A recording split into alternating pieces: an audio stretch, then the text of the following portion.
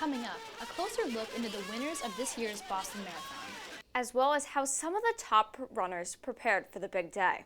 And a glimpse at how some organizations are collaborating with the city of Boston this season to give back to the running community.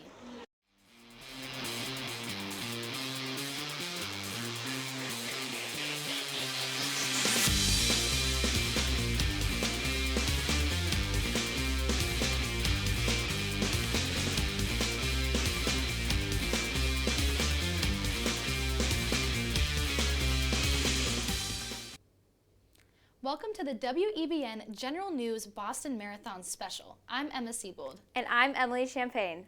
I can't believe this marathon's been around for 128 years. The atmosphere on Boylston Street was exciting and exhilarating. Did you get the chance to catch any of the runners? I did. I was actually at Heartbreak Hill around mile 21, and it was a really beautiful thing to see how people motivated and cheered on the runners at one of the toughest parts of the race.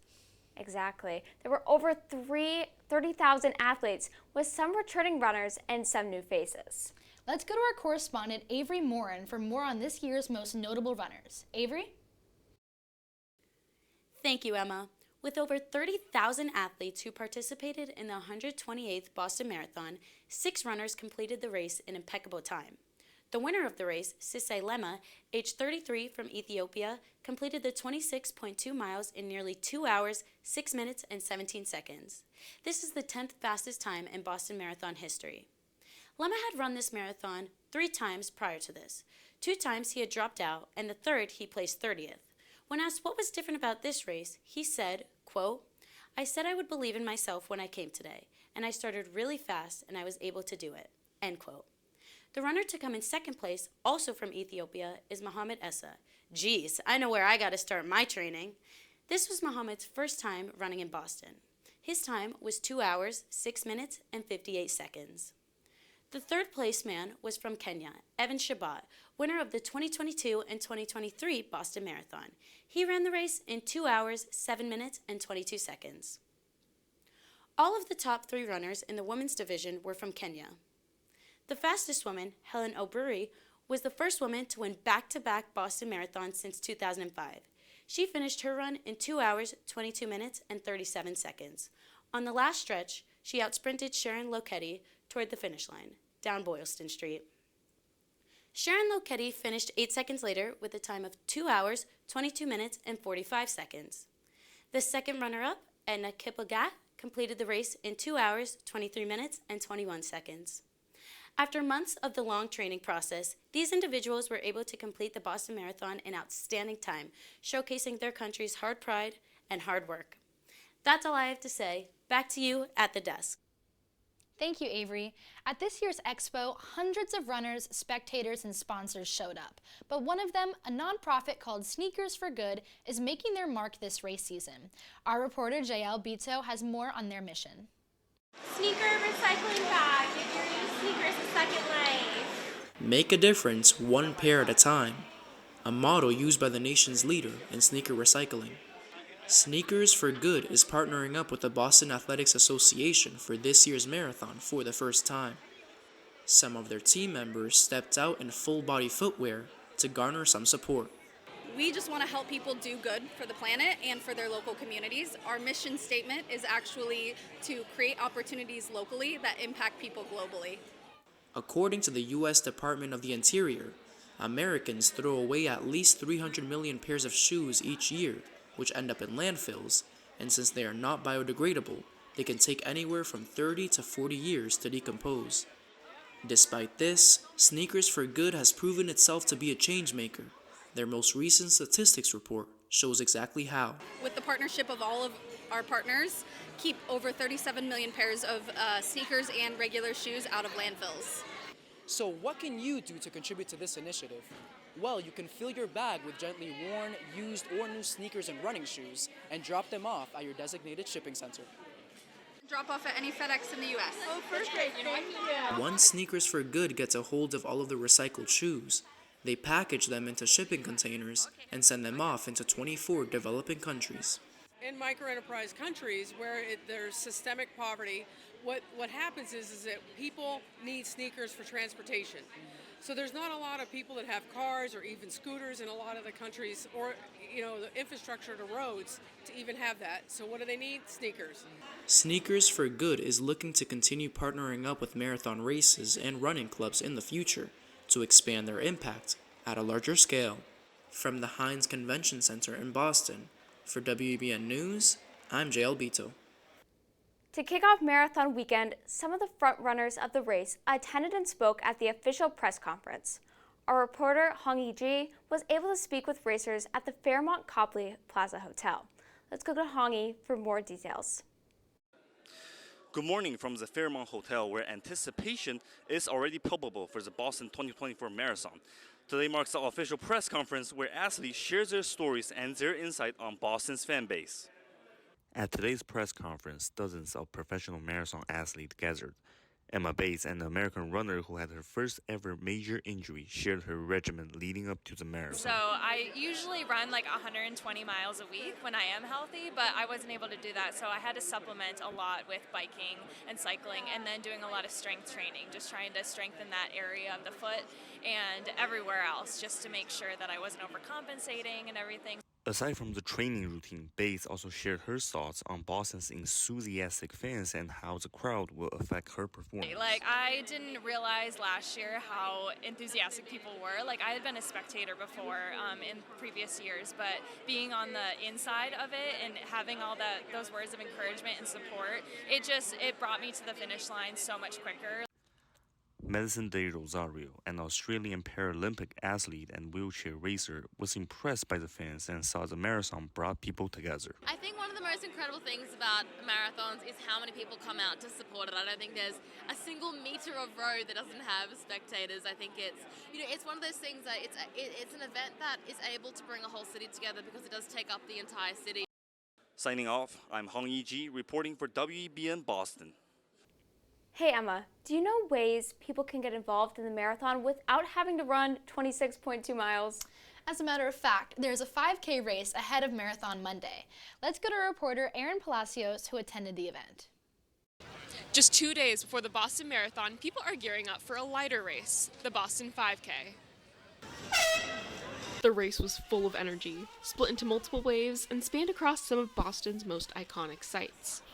And if you're not a runner, there's still ways to be involved. Volunteers Caitlin and Allison may not be participating in the race, but they certainly feel the excitement in the air. Well, I think it's such an amazing event that Boston holds every year, and it's kind of nice to feel connected to the city. I volunteered at a few races before in other cities, and I just think there's not an environment like this anywhere else. It's just really nice to be around other people who are celebrating. And for those who are running, what gets them through those miles is close to the heart. So my dad has cancer, and I just wanted to raise money for cancer and kind of, I don't know, just something for him.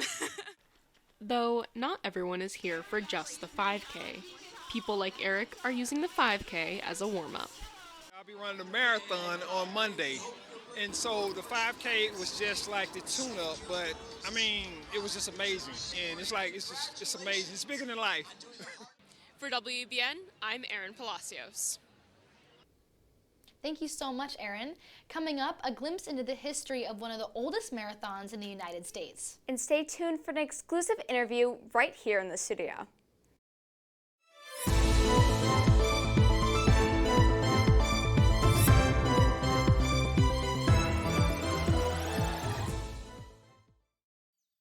Jason, let's go see your room.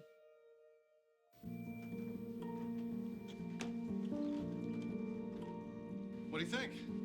We kept it a little spare, so you can decorate it how you like.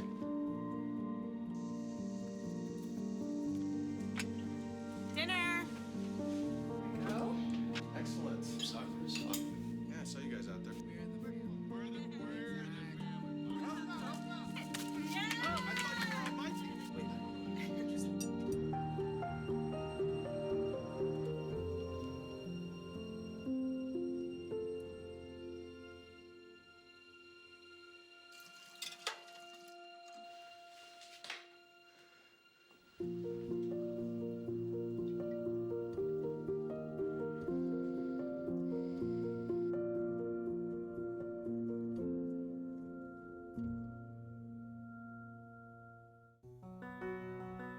Victor deployed for the first time to Afghanistan in 2003. At 4 in the morning, my phone rang. They said, "I regret to inform you that your husband was wounded in action." Victor sustained a moderate traumatic brain injury. I was doing school full-time, and I was also then caring for Victor. One of the most important elements of caregiving is taking care of yourself. I just didn't want to forget that I also had goals and that I also had a life. What I did is I challenged Victor to meet me halfway. He asked all his therapists to help him undertake some of the house chores. There are almost 6 million military and veteran caregivers across the nation. We have our own journey, and we can fulfill that journey at the same time that we are helping our loved one. Visit aarp.org/caregiving for a free military veterans guide to navigate your caregiving journey.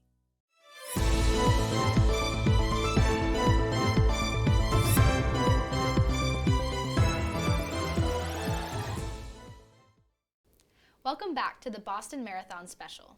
As one of the oldest foot races in the country, the Boston Marathon has left a mark in our history. Our correspondent Audrey Coleman has more. Thank you, Emily. The first Boston Marathon was in 1897. BAA member and inaugural U.S. Olympic team manager John Graham created a 24.5 route between Ashland's Metcalf's Mill and the Irvington Oval. In 1924, the starting line was moved to Hopkinton and the marathon was lengthened to 26 miles.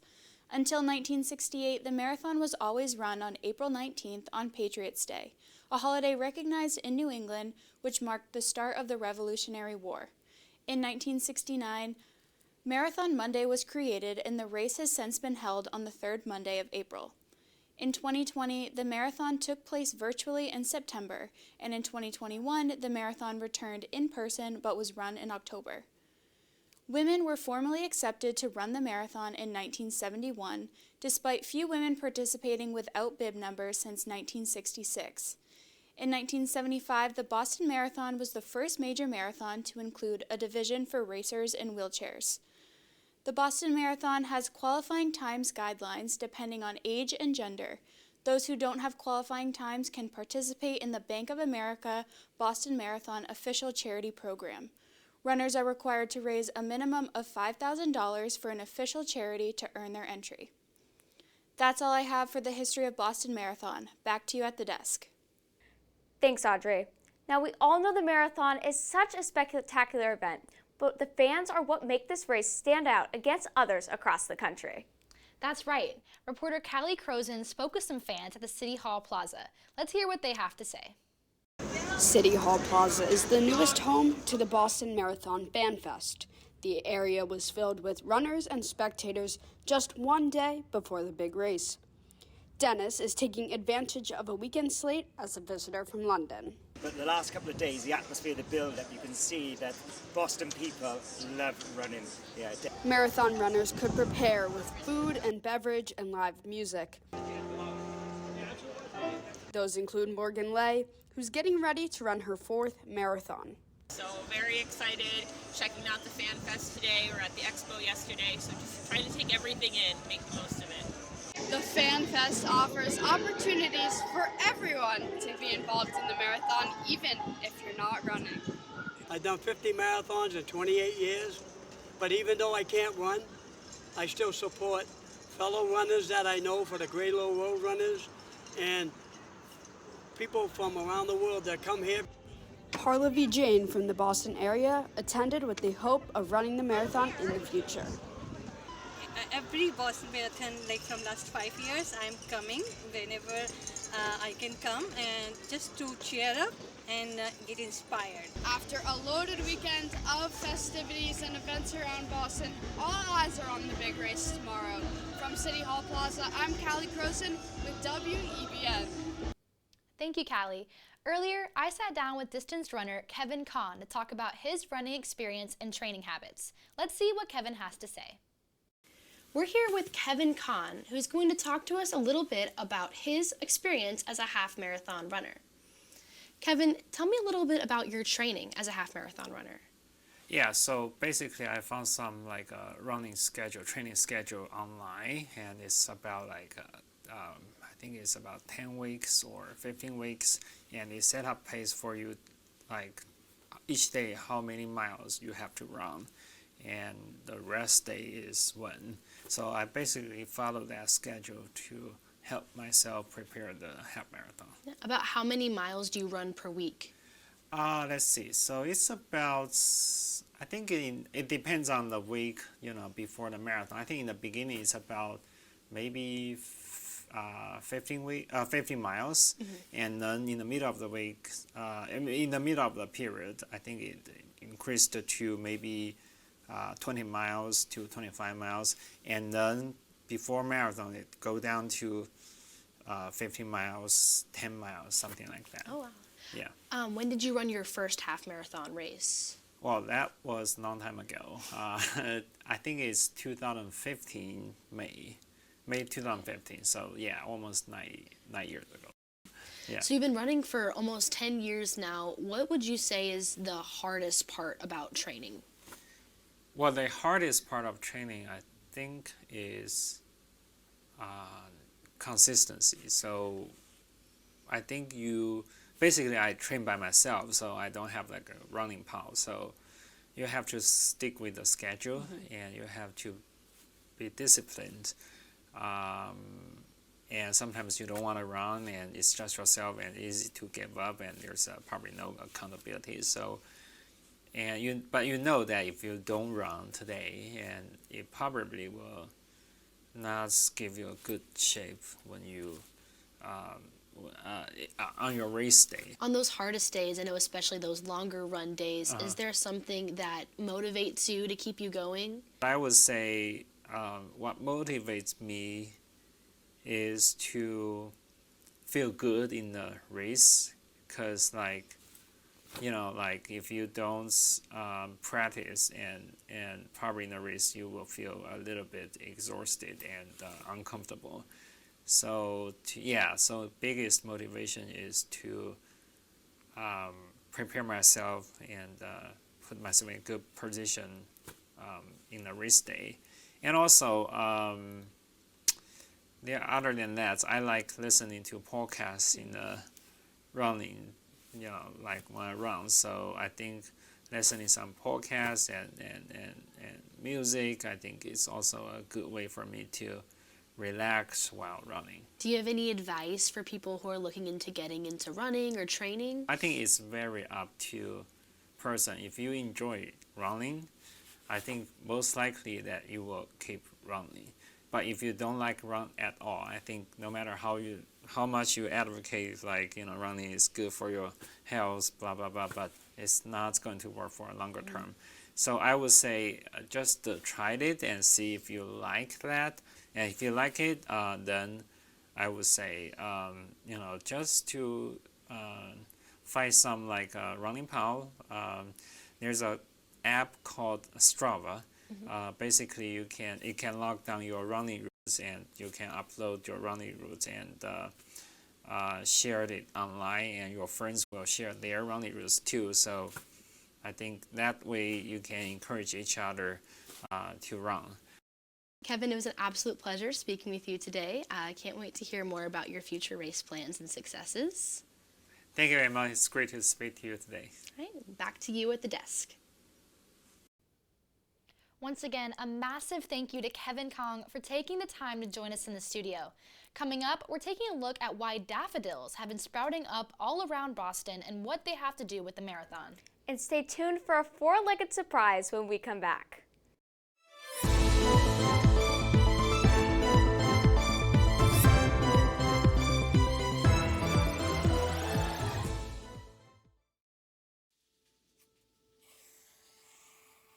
Dad?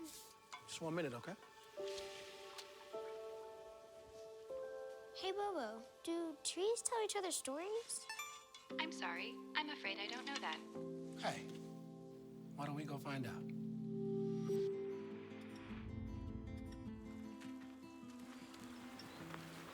Listen.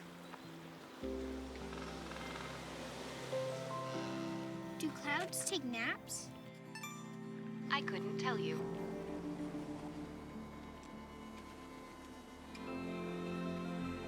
Can birds draw pictures? I don't have an answer for that. Dad, do stars visit their friends? Look!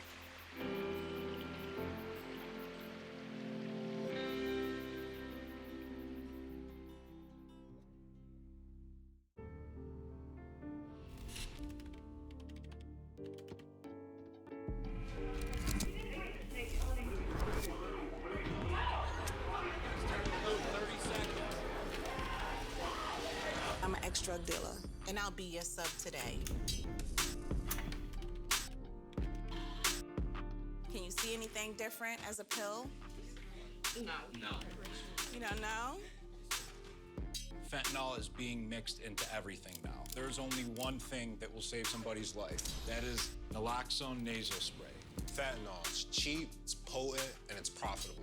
Why would drug dealers put a lethal dose of fentanyl in drugs if they know it's so harmful? Really just all about the money.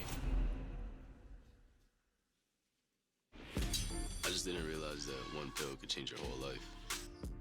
More kids should know.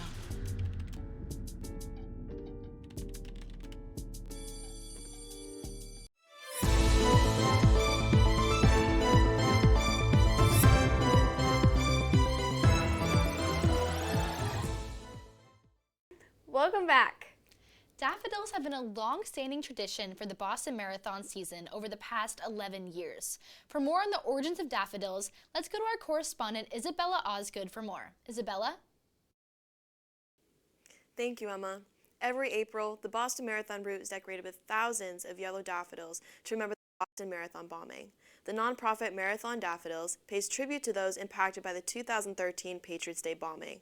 Started in 2018 by Boston horticulturist Diane Valle, these vibrant flowers are meant to uplift the marathon runners and Boston residents. The flowers are planted on the bank of the Charles River on April 12th for runners and Boston locals to enjoy. According to the Marathon Daffodils website, the daffodils are a reminder to, quote, remember those who lost their lives, acknowledge those who suffered injuries, those who rushed to their aid, and to signify the resilience and strength of the entire Boston community. Imported from Holland, 25,000 Dutch master daffodil bulbs are stored in a greenhouse in Raynham, Massachusetts. Each and every one of these flowers are planted by volunteers. All donations go to the purchase and planting of more daffodils for the next year's marathon. That is all I have for Boston Marathon Daffodils. Back to you at the desk. Emily, are you a big dog person? As much as I love dogs, I actually have 2 cats at home, which I wish were here with me. What about you? I have 2 little dogs at home who I also miss very, very much. Speaking of our furry friends, dogs actually play an important role in the marathon. For more details, we'll toss to our correspondent, Payton Cavanaugh, who attended the Golden Retriever meetup before the race. I mean, who doesn't love 400 golden retrievers? It's a golden day. It's a golden day. The day before Marathon Monday, the Boston Common was decked out in all gold, no blues. The Massachusetts Golden Meetups started up last year to honor the official marathon pups, Spencer and Penny, who died from canine cancer. The event raises money and awareness for all pups lost to the disease. Sometimes the best shows of support and encouragement come from our four-legged friends. And here at the Boston Marathon Golden Meetups, these pups are doing just that. Roland Cordemonch and his dog Maisie are no stranger to the world of therapy dogs, educating others on the importance of canine therapy. Anytime you encounter a therapy dog, it helps lower stress, helps lower blood pressure, and people feel more productive. Hundreds of dogs from 1 month old to 15 years showed up to support the cause. Lauren and Jeffrey Harrison brought their pups, Rosie and Tucker. Tucker recently celebrating his 15th birthday. He just loves life. He just wants to be free. Try his best to stay around for summer. Oh, wow. He's doing it for us. Current and former runners came out for the big event. Elena and Hector said events like these are important to support the community. This is definitely like a hype event for the marathoners. Absolutely. You come to this and you feel, I don't know, it's like dog energy. It's a dog energy, right? Susan Wall ran this year, running the marathon for years before she recounted the joy on Spencer and Penny's faces, holding the banner to support runners. With the big day coming up, she wanted everyone to know the true importance of the marathon. It's definitely a personal challenge and it's a very personal thing to a lot of people. There'll be 30,000 people out there tomorrow, each one of them running their own race. Well, for more events like this, you can go to Massachusetts Golden Meetups, and you might even run into a pup like Catcher. From Boston, for WEBN, I'm Payton Cavanaugh. Thanks so much, Payton. Well, it's been fun, but unfortunately, that's all we have for this year's Boston Marathon special. I'm Emma Siebold. And I'm Emily Champagne. For more, go to WEBN.TV. Thanks for tuning in, and have a great rest of your week.